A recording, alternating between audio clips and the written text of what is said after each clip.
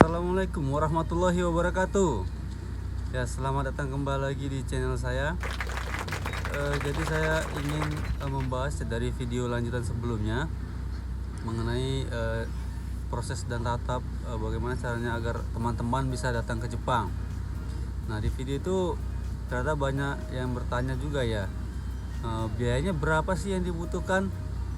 Jadi untuk program G2G ini sebenarnya tidak dipungut biaya, bukan berarti tanpa biaya gitu kan. Jadi ada biaya yang dikeluarkan untuk mendaftar di program ini, misalnya seperti pembuatan paspor, kemudian SKCK, translate ijazah.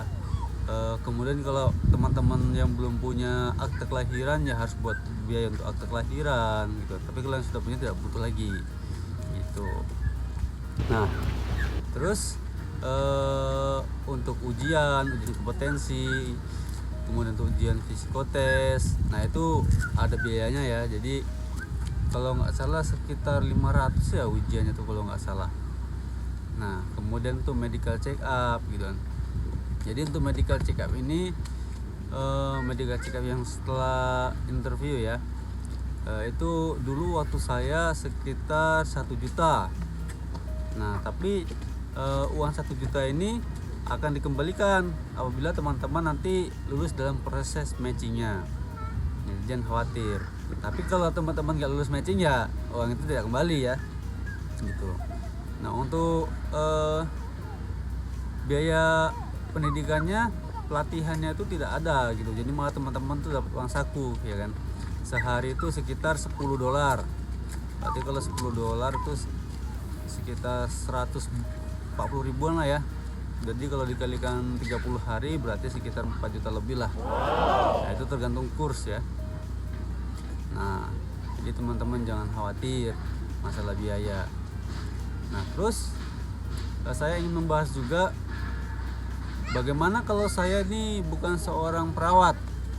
Nah, misalnya saya ini adalah bidan, atau mungkin farmasi, atau sarjana kesehatan masyarakat. Bisa nggak berangkat ke Jepang? Nah, jadi ini kabar baik ya, kabar gembira buat teman-teman yang non perawat. Nah, jadi mulai tahun 2019 bulan April lah, atau bulan berapa gitu, intinya yang non perawatnya tetap bisa bekerja di Jepang, tapi bukan sebagai perawat di rumah sakit pastinya. Jadi ada namanya itu program baru namanya Tokutegino.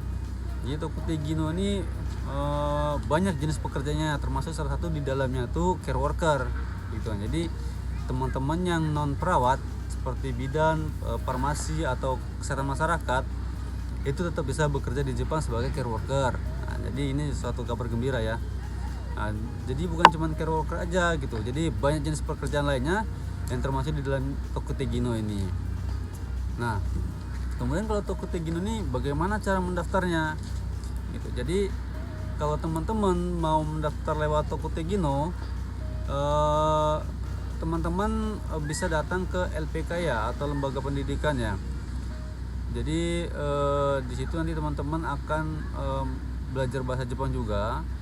Tapi saya sarankan hati-hati, cari yang benar-benar kredibel ya, jangan asal-asal masuk LPK ya, tahu-tahu sudah keluar biaya banyak ternyata zong ya. Jadi harus cari tahu dulu background LPK tersebut.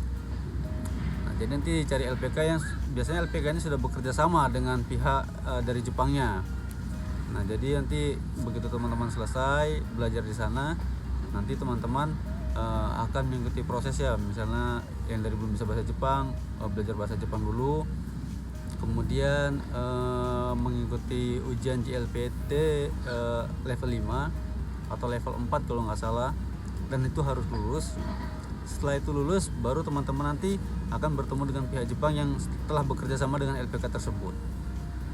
Nah, nanti setelah oke matching, diterima kerja, maka teman-teman akan berangkat ke Jepang. Nah, sampai di Jepang itu teman-teman akan bekerja selama setahun sambil belajar juga kalau nggak salah.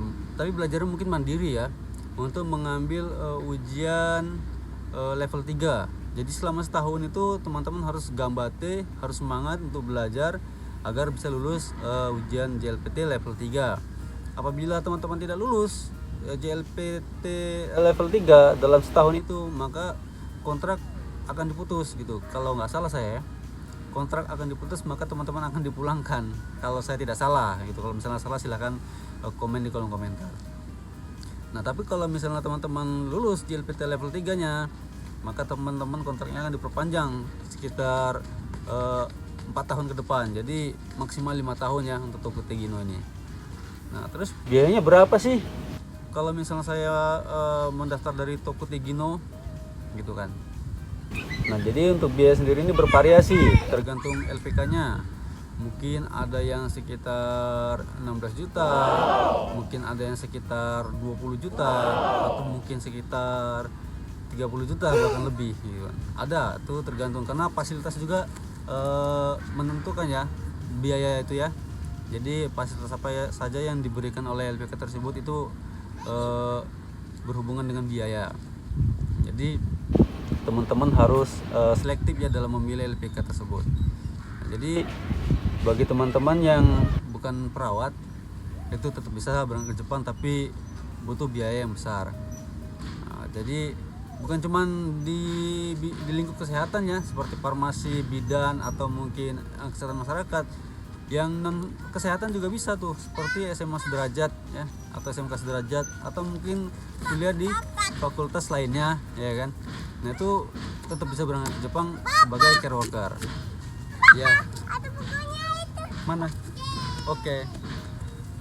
Ya, jadi seperti itu ya.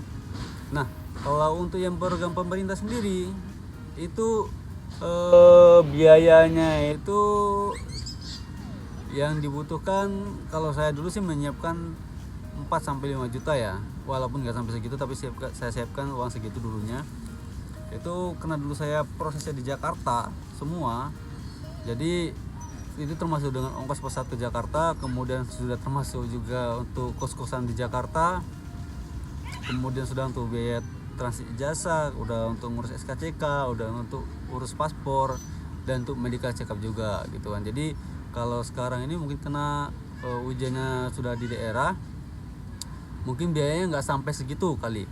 Nah, saya juga kurang paham ya untuk sekarang, karena saya juga tahun 2012 kalau nggak salah dulu tuh daftarnya. Oke, jadi saya rasa sekian dulu video kali ini.